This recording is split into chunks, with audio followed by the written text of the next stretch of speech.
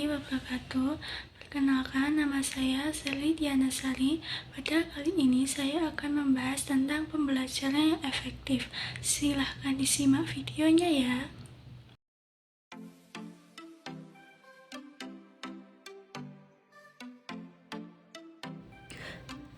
Pengertian pembelajaran yang efektif.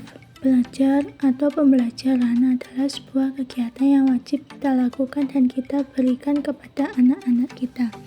Menurut James Whittaker, belajar dapat didefinisikan sebagai proses di mana tingkah laku ditimbulkan atau diubah melalui latihan atau pengalaman.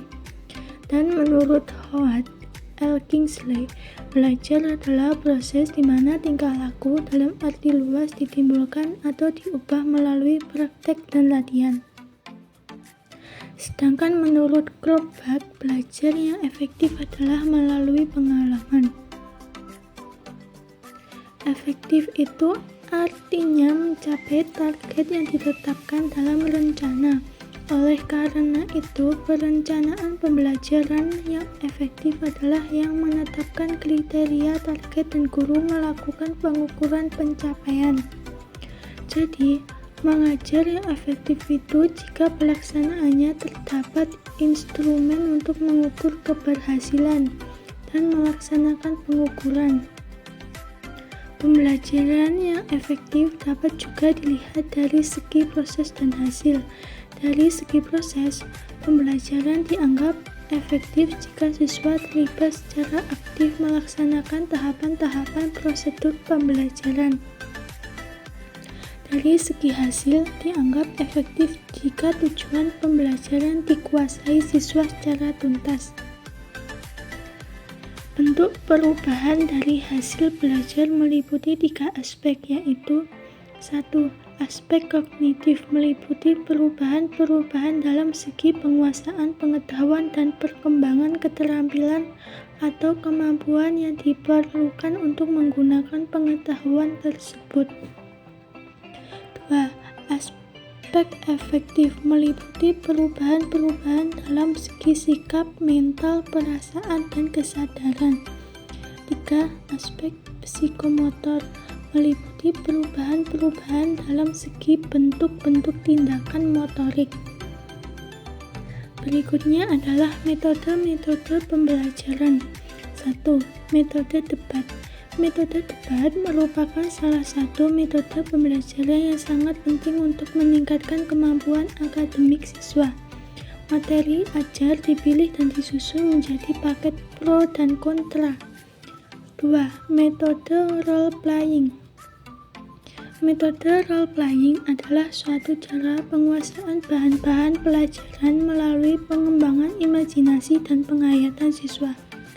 Pengembangan imajinasi dan penghayatan dilakukan siswa dengan memerankan tokoh hidup atau benda mati. Permainan ini pada umumnya dilakukan lebih dari satu orang.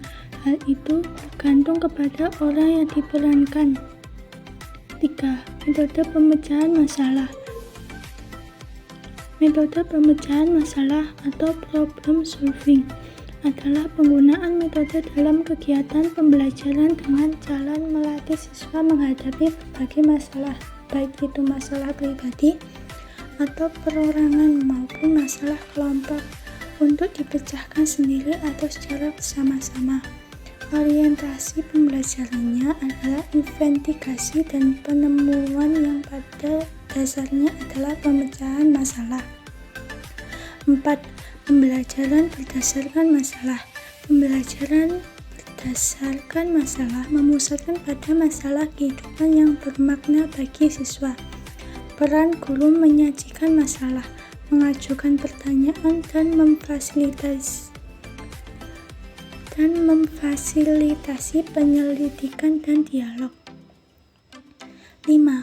Kooperatif script. Kooperatif script adalah metode belajar di mana siswa bekerja berpasangan dan secara lisan mengintisarkan bagian-bagian dari materi yang dipelajari. Pelaksanaan pembelajaran efektif.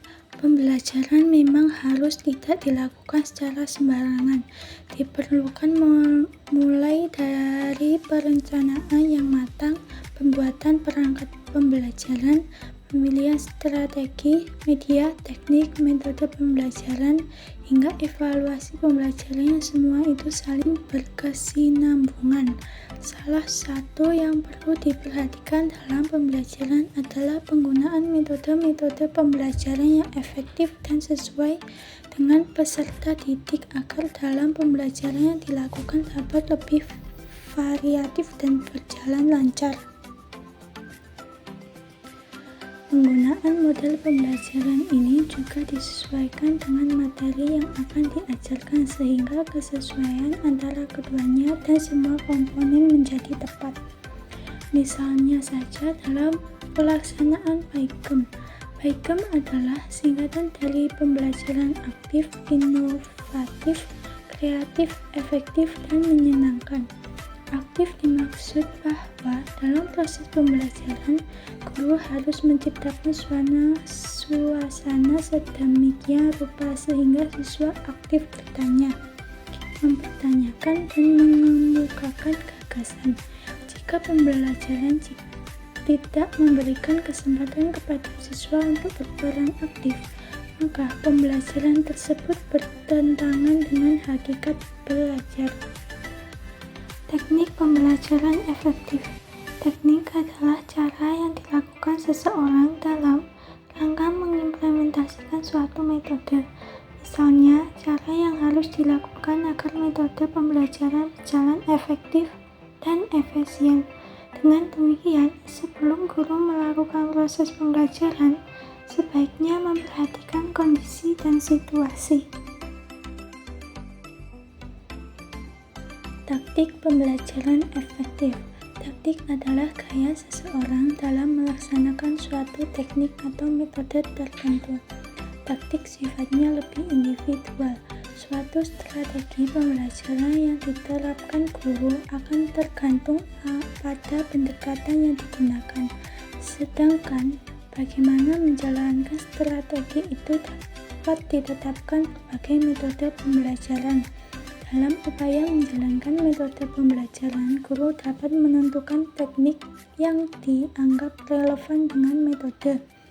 Dan menggunakan teknik itu, setiap guru memiliki taktik yang mungkin berbeda antara guru yang satu dengan yang lain. Baiklah, itu tadi pembahasan tentang pembelajaran yang efektif. Semoga bermanfaat. Wassalamualaikum warahmatullahi wabarakatuh.